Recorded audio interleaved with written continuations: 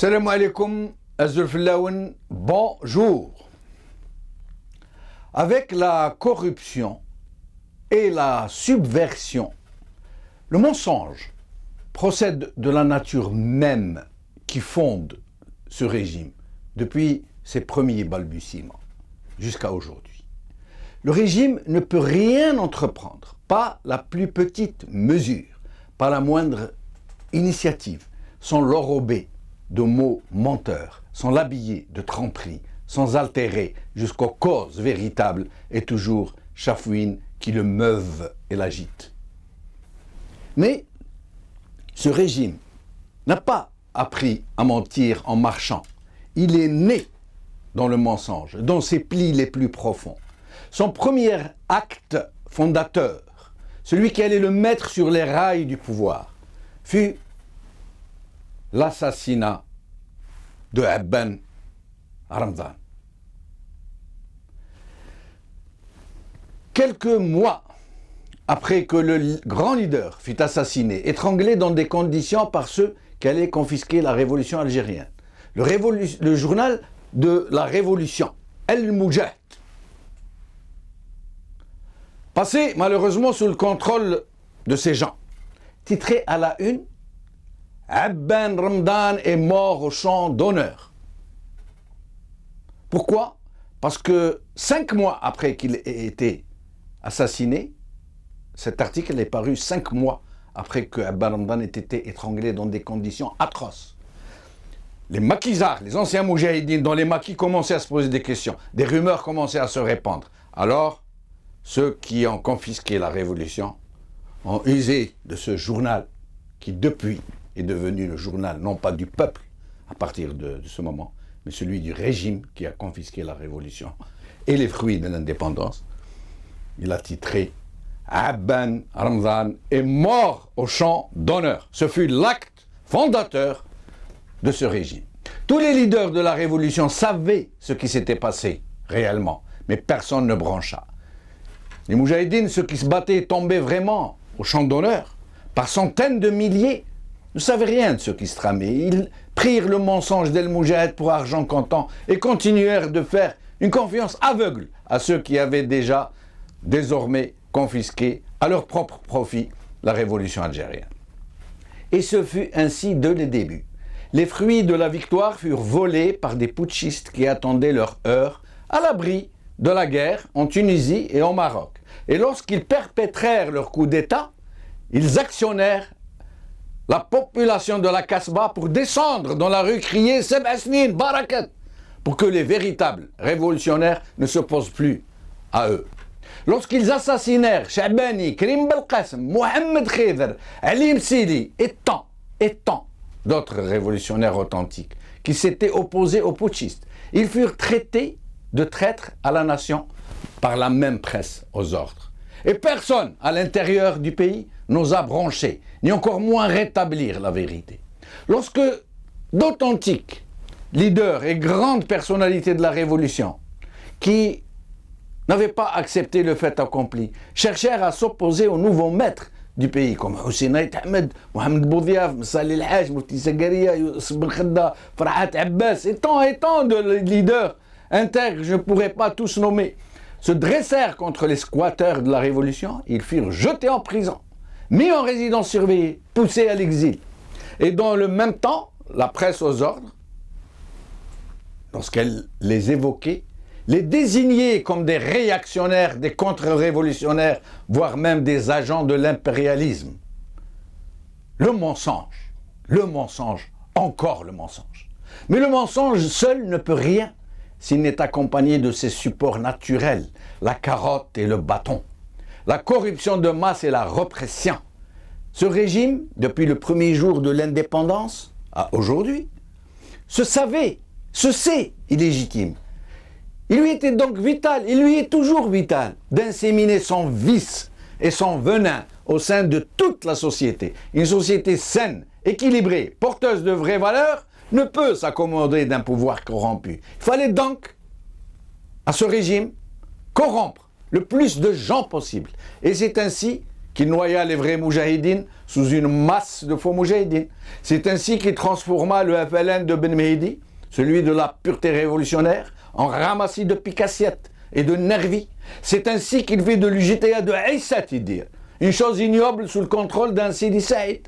C'est ainsi qu'il fait de l'ALN des fiers combattants qui ont donné leur vie à leur pays. Une armée dont les centaines de généraux ne s'occupent que de faire de bonnes affaires et de se ménager une retraite dorée loin, très loin du pays qu'ils auront dévasté, pillé, saccagé.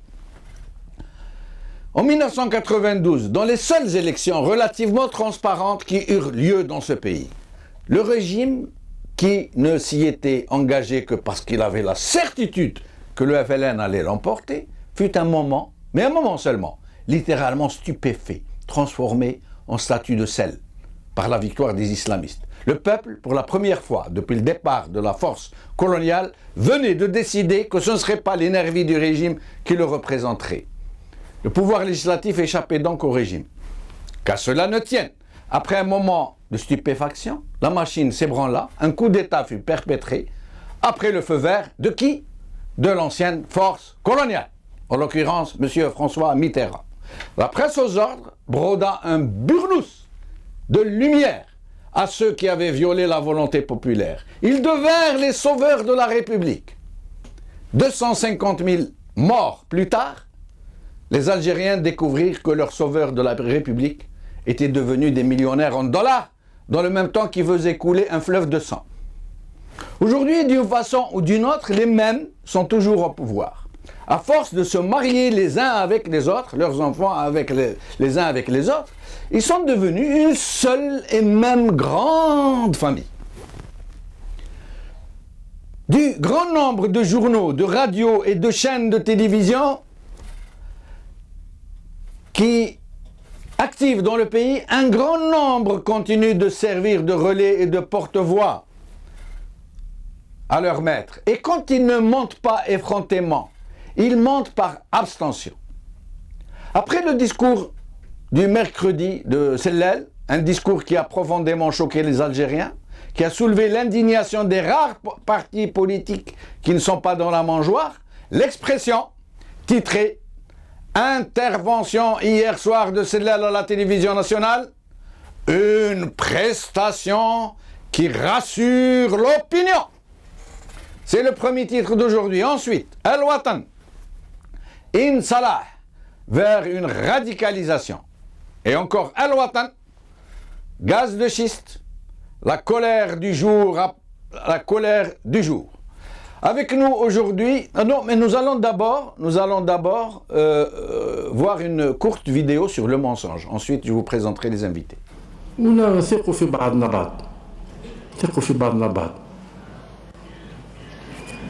أنا وزير الأول كي نقول للرئيس راهو لاباس بيه راهو مريض كذا يشكوا فيا. تعرف اني كذاب انا؟ لا كشمش اني كذاب انا. كي نقول حاجه راهي مبنيه على الصح. مانيش مال فين نكذب، نخاف من ربي. ما العباد. Voilà. Avec nous donc aujourd'hui, vous venez d'entendre M. Sellel qui dit qu'il n'est pas un menteur et que tout le monde sait qu'il n'est pas un menteur. Avec nous aujourd'hui, Ouammar Saoudi, membre cadre du RCD, chargé responsable à l'économie, au secrétariat à l'économie, et Yahya Bonouar, journaliste, directeur du journal Kalima. Ouammar Saoudi, merci d'être avec nous. Merci de nous avoir invités à votre émission. Merci beaucoup. Alors, quel a été l'impact du dernier discours de Sellel sur les Algériens? Vous savez, je crois que... D'abord, je voudrais saluer tous vos auditeurs. Je pense que l'impact de l'indicateur premier, c'est, comme titre Ouattara, la radicalisation de la contestation au niveau d'Al Salah. Oui. Ceci étant dit, la presse aussi tente de réduire peut-être par la contestation à la ville d'Al Salah.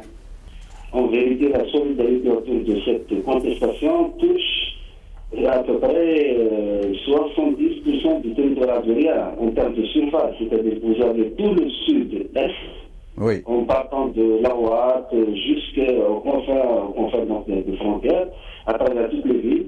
Là où il n'y a pas de contestation, par exemple, comme à Namnas, il n'y a pas de contestation parce qu'il y a une garnison à peu près de 10 000 hommes, donc les contestations sont difficiles à organiser, mais partout dans les autres villes, il y a à la fois de la contestation et une solidarité qui n'a jamais été vue.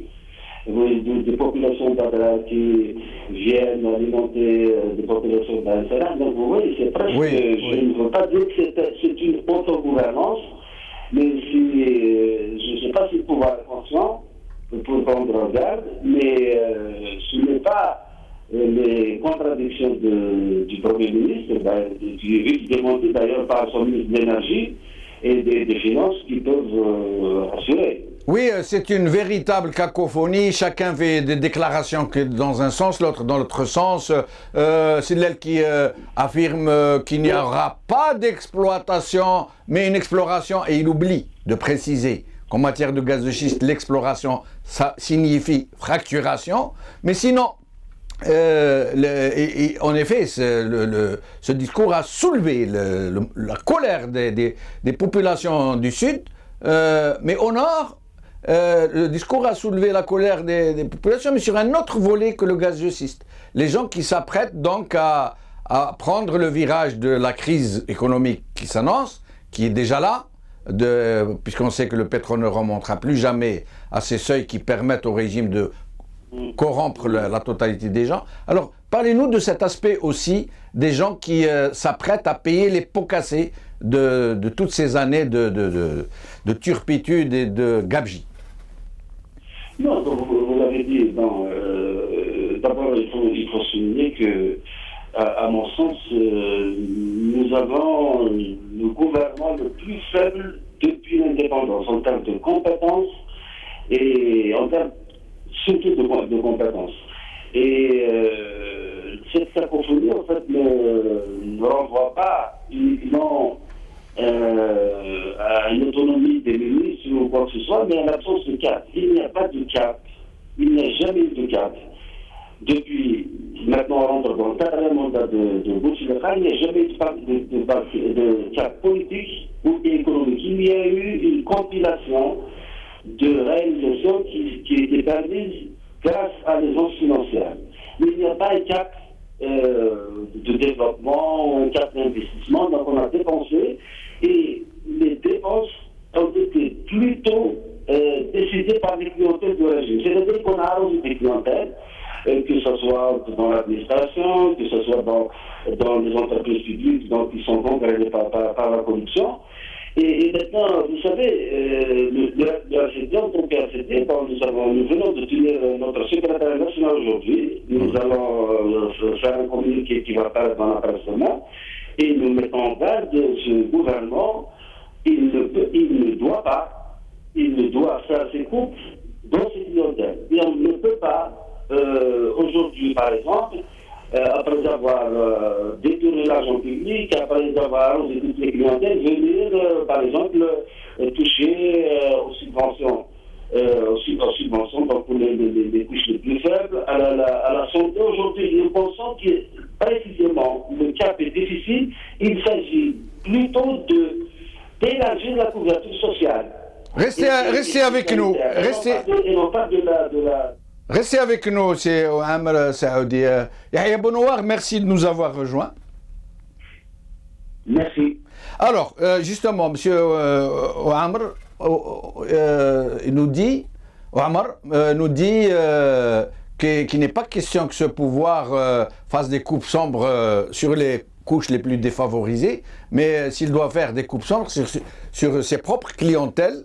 Par exemple, l'armement, par exemple, le régime, au moment où il annonce que les populations doivent se préparer, que la société doit se préparer à faire face à ses propres dépenses, à s'assumer, au même moment, on nous annonce les IDE, investissements directs à l'étranger. Ça veut dire qu'ils vont donner des devises à leur clientèle, à leur parentèle, à leur famille, pour investir, non pas en Algérie, mais à l'étranger. À l'étranger. Ça veut dire ils ont découvert la panacée, comme ils n'ont pas rien pu créer en Algérie, ils n'ont jamais pu créer la richesse, ils ont dit, ah non, nous allons créer maintenant des entreprises à l'étranger. Mais pour que nos amis du patronat puissent investir à l'étranger, au moment où nous allons serrer la ceinture de la population, arrêter la construction des métros, des routes, des ponts, nos amis, on va leur donner, en échange de leurs dinars, on va leur donner des milliards de dollars pour investir à l'étranger. Qu'est-ce que vous pensez de ça, Yahya Bounouar? On continue dans le mensonge. Vous savez, Abdelal Sedal, c'est quelqu'un c'est un amuseur public. J'ai rencontré à l'étranger des hommes politiques et des diplomates qui ont rencontré Sedal. Et quand ils évoquent Sedal, ils rigolent, c'est un clown. Il n'est pas pris au sérieux. Dans son intervention de mercredi, dans la même minute, il dit de grosses bêtises. Il dit personne n'avait prévu la chute du pétrole, alors que depuis 2010, depuis que les États-Unis ont commencé à exploiter le pétrole de schiste, tout le monde savait que les prix allaient chuter. C'était prévu en 2015, mais ça a chuté en 2014. Et il dit, on a tout prévu. Alors, personne n'avait prévu, mais le gouvernement a tout prévu. Alors, évidemment, ils n'ont rien prévu. C'est un gouvernement c'est un gouvernement de la défense, c'est un gouvernement, un régime, oui, qui dépense l'argent des Algériens. C'est un régime qui pille l'argent des Algériens. La corruption a atteint des niveaux insupportables. Et aujourd'hui, qu'il va y avoir moins d'argent, je ne vois pas comment ils vont faire avec $50, ce qu'ils n'ont pas fait quand le pétrole était à 120, à 140.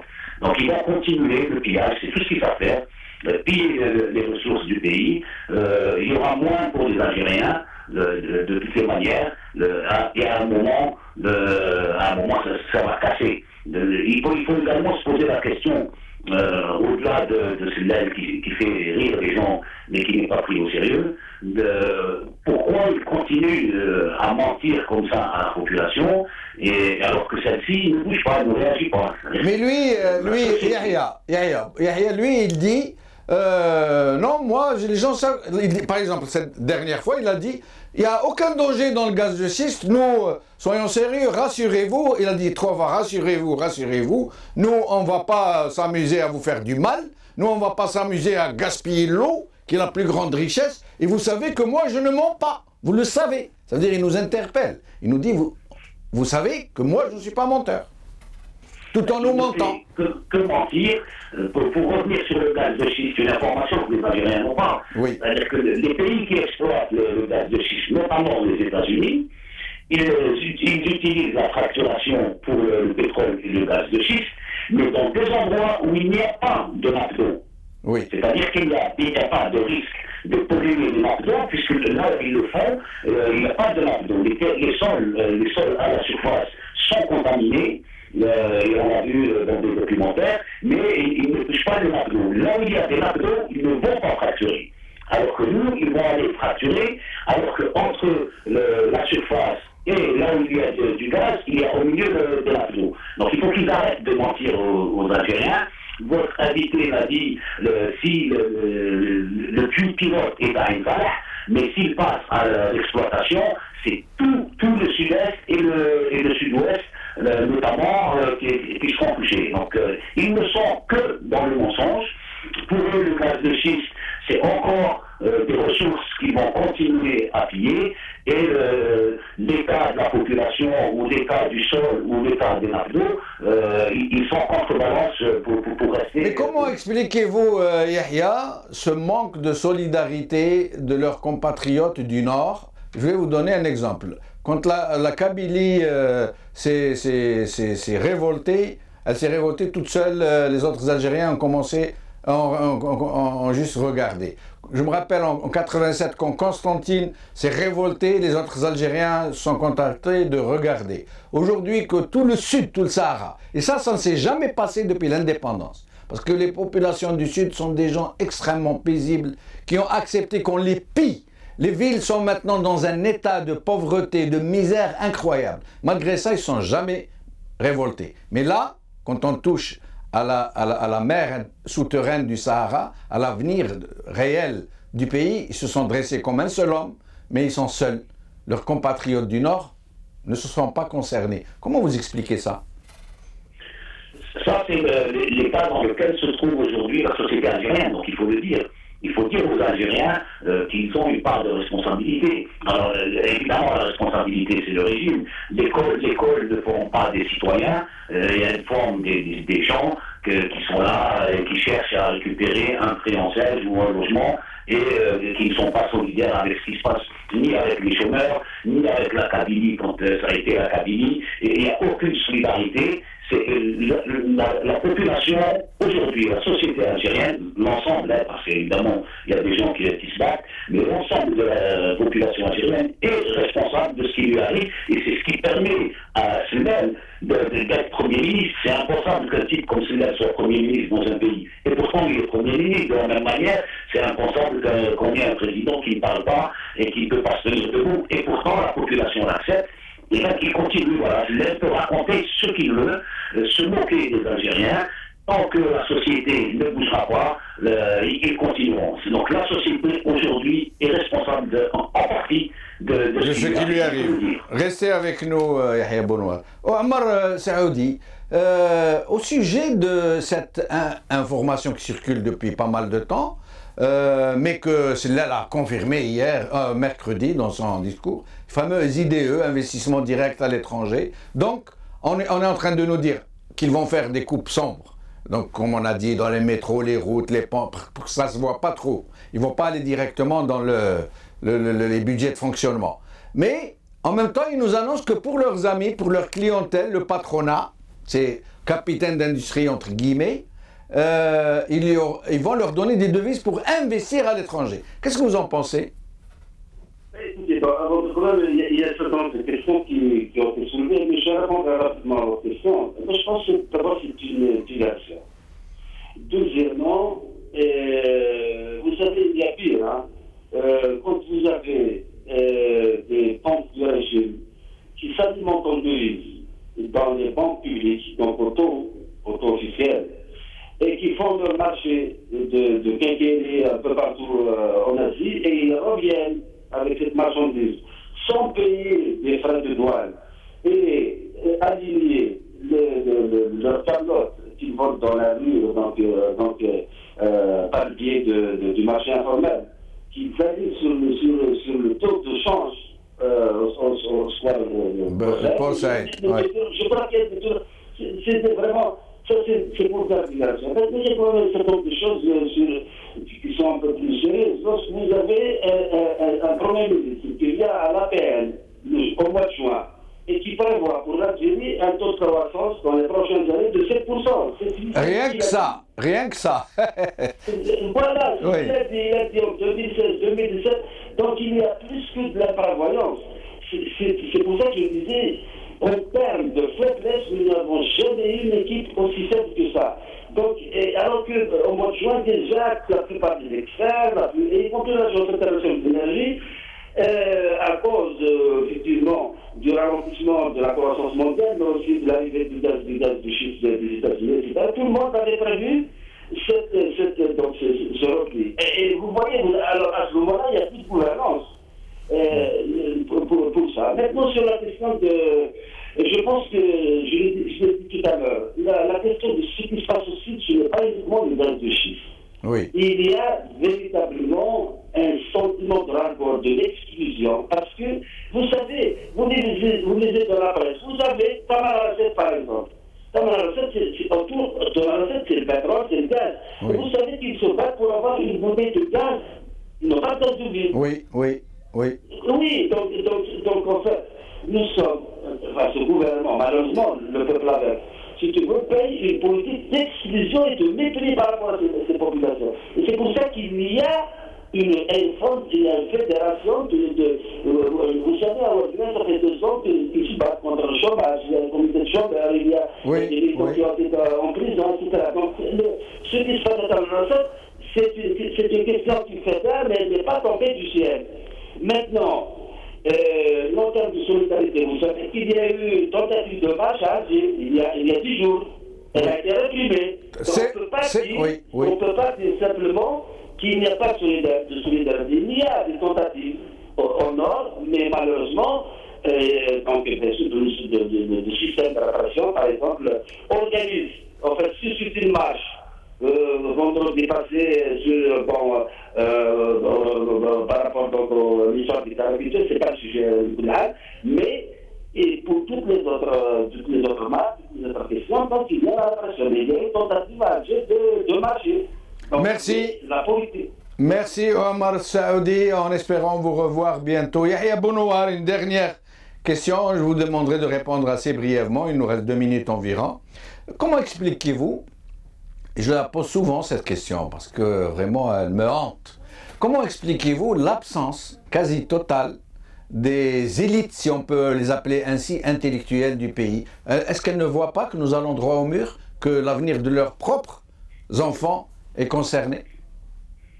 C'est un peu exagéré de dire l'absence, parce que il y en a qui parlent, il y en a qui écrivent, il y en a qui font, il y en a dans l'opposition légale, mais y compris dans l'opposition non reconnue par le régime. Mais la population, encore une fois, ça ne prend pas. La politique a été discréditée, la politique en général a été discréditée dans ce pays, les médias ont été discrédités dans ce pays, et puis la société n'adhère plus au discours politique. Il y a des avertissements, il y a des gens qui font leur travail en toute conscience et qui disent les choses telles qu'elles sont, mais la société n'approche pas pour l'instant. C'est le drame, c'est pour ça que quelqu'un comme Sled peut raconter des bêtises à longueur de journée. C'est parce que la politique, avec le grand P, a été discréditée sciemment.